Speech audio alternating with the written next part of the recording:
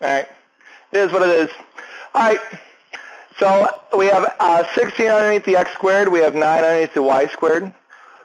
The way you can look at this and know that it's an ellipse is because both variables are being squared, and the main operation between those variables is addition. Remember, as discussed, if one variable is being squared, that was a parabola. If two variables are being squared and we have addition, it's going to be an ellipse. And in 10.3, we're going to learn if two variables are being squared and we have a subtraction in between them, it's going to be a hyperbola. So if all these appear on the test, which they will, and if I don't label them as, hey, this is an ellipse, that's how you tell the difference. Is the bigger number underneath the x or the y? X. So that makes it what type of ellipse? Horizontal.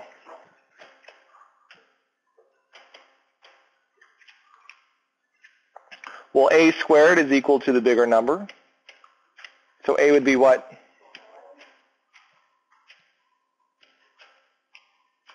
B squared is equal to the smaller of the two.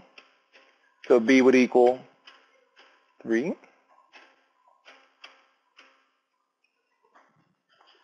Good. So since it's horizontal, and we're centered at the origin because our h and k are both 0, we're going to move left and right 4 units for the vertices. We're going to move up and down 3 units for the co-vertices. And we're only going to sketch a graph here. So once you get your vertices and your co-vertices, just connect the dots.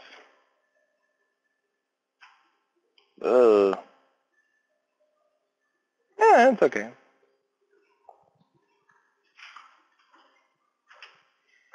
What am I missing? Foci. That's okay. And remember, your foci are given by the letter C. C squared is equal to a squared minus b squared for an ellipse. So that's going to equal to 16 minus 9, which is 7. So what does C equal? Square root of 7. Technically, you're supposed to include a plus or minus, but since C is a distance, we only include the plus. The foci, again, are along the major axis, so in the same direction as your vertices. So what are the exact coordinates of your foci?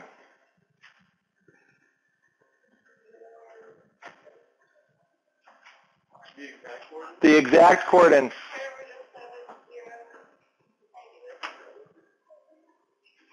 Good. I think either you were getting quieter or you were falling off a cliff there.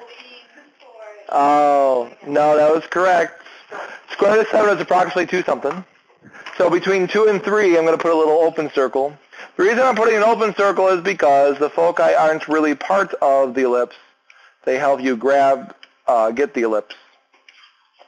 So we have one foci at square root of 7, 0, and the other one at negative square root of 7, 0. Good. I might have you list the other coordinates, meaning I might have you say the vertices are 4, 0, negative 4, 0, and the co-vertices are 0, 3, and 0, negative 3. And the foci I already have labeled on the graph. But if you look at last semester's test, you'll get an idea of how I typically like to ask. It's like a fill-in-the-blank kind of question.